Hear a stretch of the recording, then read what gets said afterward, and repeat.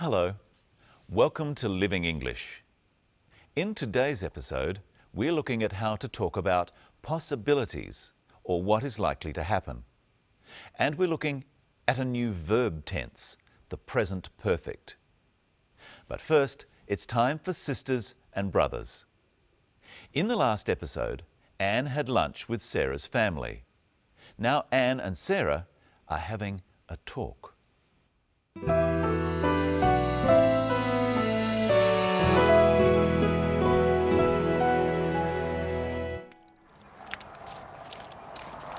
I'm sorry about my brother. Not at all. You have a lovely family. Everyone seems so happy. Anne, what's the matter? There's something I haven't told you. Oh, what is it? When I met your brother, I was thinking about my brother David. I haven't seen him for 2 years.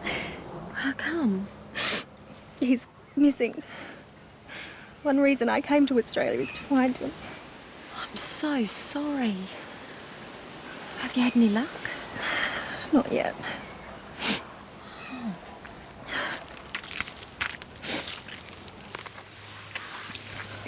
I've hired a private investigator. Goodness. Do you think you'll find him? Perhaps.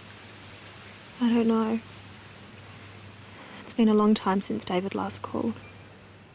What do you think's happened to him? Have you any idea? I really don't know.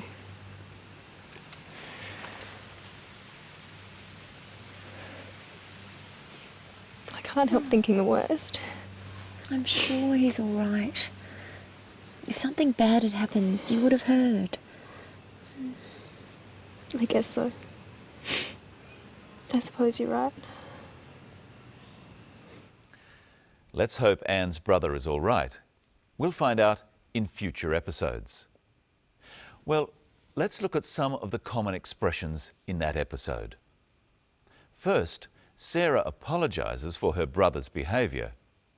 Remember, in the last episode, Sarah's brother Steve offered to take Anne out. You're lucky. I haven't been to the zoo.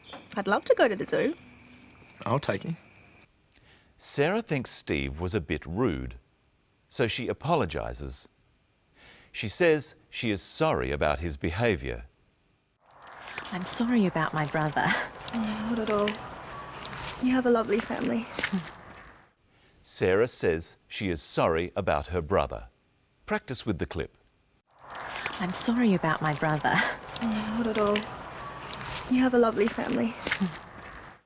Anne says, not at all. She means Sarah shouldn't worry. She's not upset or offended.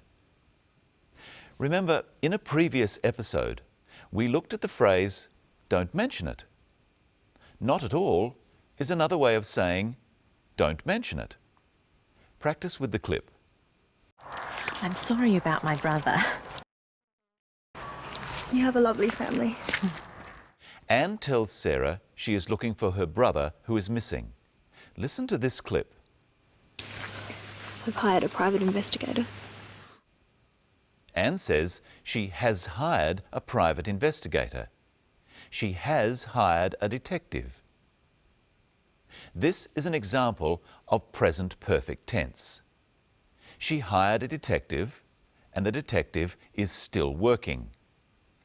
Present perfect is used for actions started in the past that are still true. Present perfect is made from the verb have and the past participle of another verb. First, let's look at the verb have. Repeat them with me. I have. He has. She has. It has. You have. We have. They have. In our example, she has hired a detective. The past participle of the verb to hire is hired. so this can be added to the verb have or has to make the present perfect tense, like this.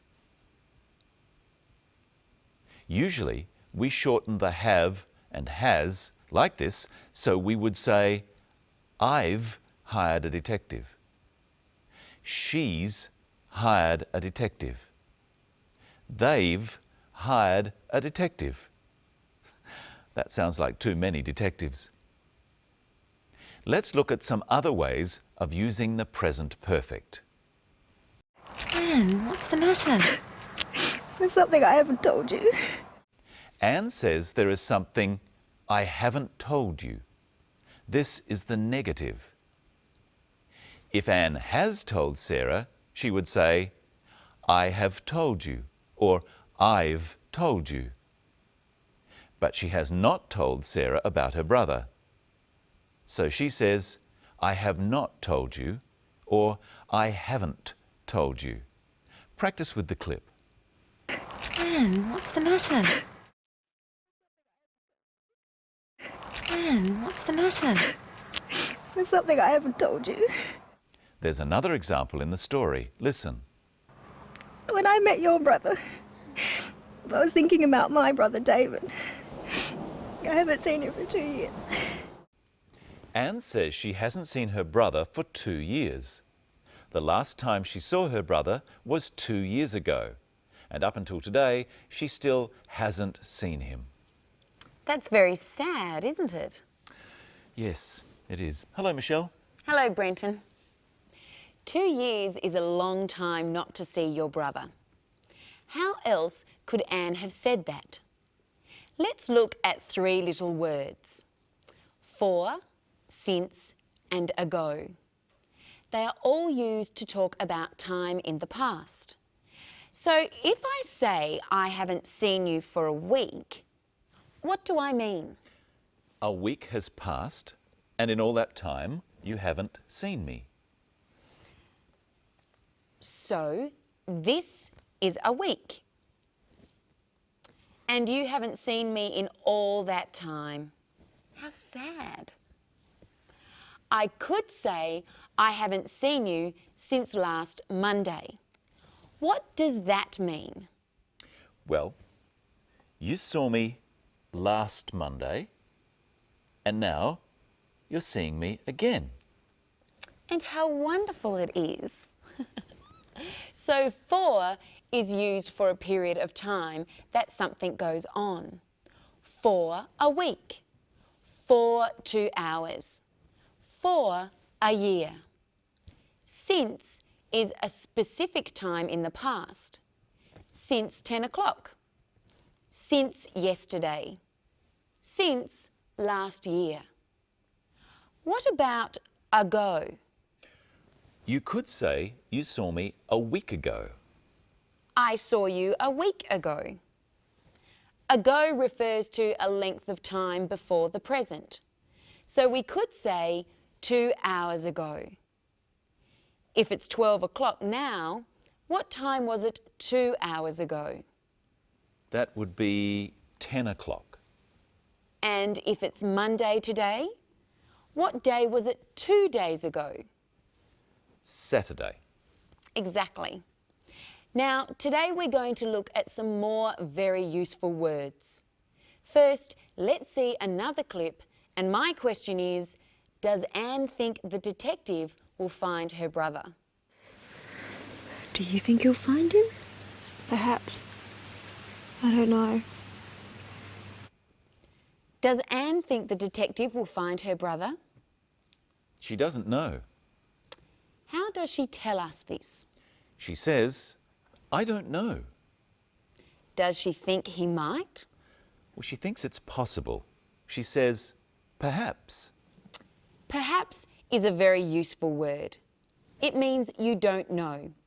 It is possible. There are a number of words and phrases in English like this. Let's look at some and see how to use them. Here's a chart.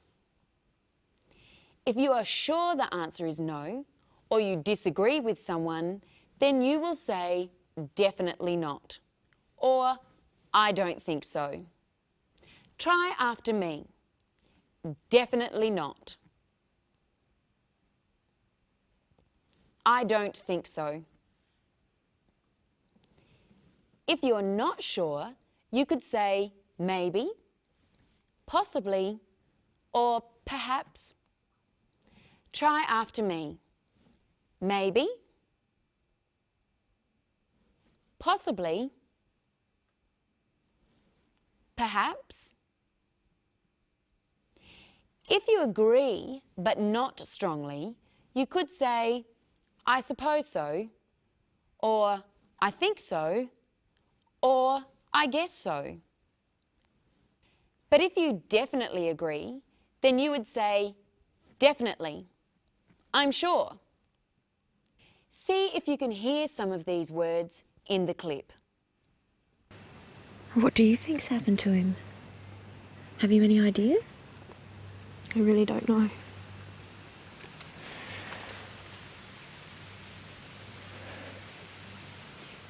I can't help thinking the worst. I'm sure he's all right.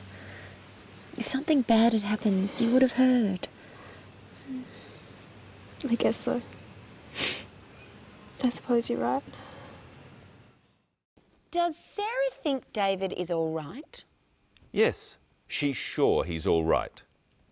Does Anne think so? She's not so sure. She says, I guess so, and I suppose you're right. Speaking of guessing, Brenton, I've got a game for you. Okay. I've got 3 cups here.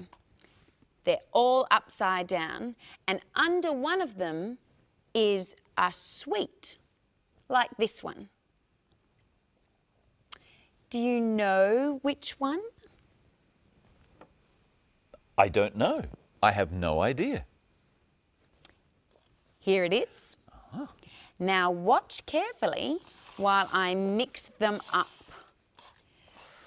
Now, where is the sweet? I think it's under this one. Are you sure? I think so. I'm fairly sure. What do you think at home? Is the sweet under this cup? Are you sure? Or do you think maybe? Or definitely not? No. No. Do it again, do it again. I'll get it right this time. Okay. Which cup is the sweet under? This one, I think. You guess so? I guess so. I think. I'm fairly sure. No. Another okay. try. One Last more. time. All right. Which cup? This one. You're sure? Definitely. Okay, let's see. Yes! There we go. You can have that sweet. Thank you, Michelle. Well, it's definitely time for us to go. Oh, are you sure? I'm certain. But I'm sure we'll be back. And we'll look at how to describe a person. And we'll learn all about adjectives. What are they? Better watch next time and find out. And find out what happens to Anne next.